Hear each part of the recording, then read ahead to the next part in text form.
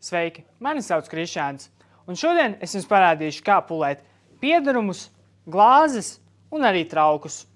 Pulēšanai mums vajadzēs pulēšanas salveti un arī kādu pašu tīru salveti, kur likt piedarumus. Glāzēm un traukiem salvetes nebūs vajadzīgas. Sāksim ar glāzēm. Ar glāzēm jābūt ļoti uzmanīgam, un pulēšana norisinās visa dvieļa garumā. Noliekam pašu glāzes apakšu sev rokās un šo liksim iekšā. Bet pirms tam, izmantojot ledus spaini, ielējam karstu ūdeni un iemērcam glāzi iekšā. Kad glāze ir iemērta, tad mēs pārējam uz pašu pulēšanu. Izpulējam cauri, neveicam nekādu kontaktu ar plikām rokām un pārbaudam, vai glāze ir nopulēta. Ja glāze nav nopulēta, ejam atkal un pulējam no jauna. Pašu apakšiņu nopulēt var, iemērcot viņu iekšā, bet turot glāzi tikai ar pašu pulēšanas salveti. Pēc tam paņemam un notīram. Kad viss tīrs, varam likt nost. Tālāk ar bāra glāzēm ir daudz vienkāršāk.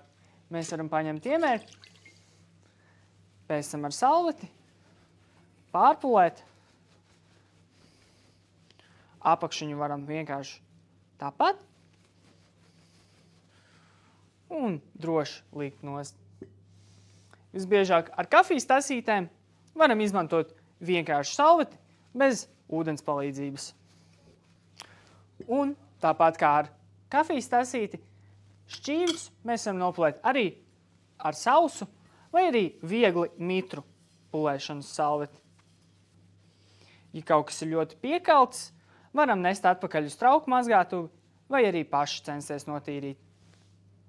Piedarumus ieliekam iekšā ledus spainī, pārlējam karsto ūdeni un ar salvetes palīdzību ņemam aiz kātiņiem, varam arī vairākus vienlaicīgi un pulējam.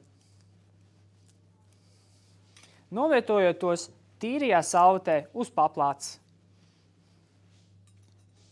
Neizmirstam, pēc pulēšanas nevajag apgramstīt visus piedarumus aiz šejienes, turēt šādi, bet aiz kātiņa vai ar cimdiem.